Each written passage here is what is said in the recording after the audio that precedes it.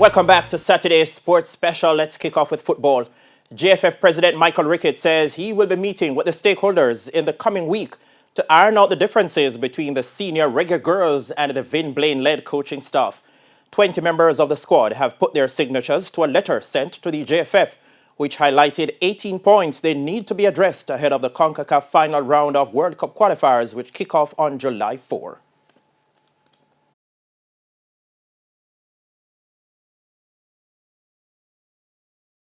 Well, that is something I am not prepared to discuss, not yet.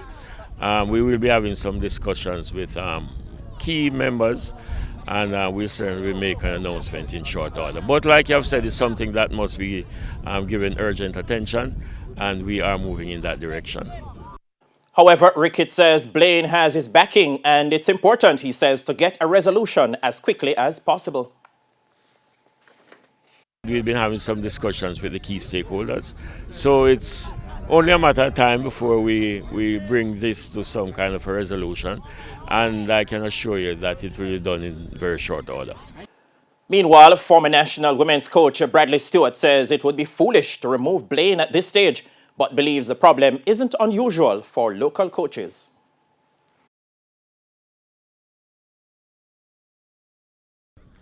You are aligned with a lot of overseas players who would look at the local program and conclude, obviously, that what is on offer to the players is inadequate in terms of what happens with them at the club levels that they are in. So they're going to come into an environment where they is going to figure that they are not being treated adequately, that the players have demands that the federation can't meet, or don't have the commitment to provide those opportunities. For example,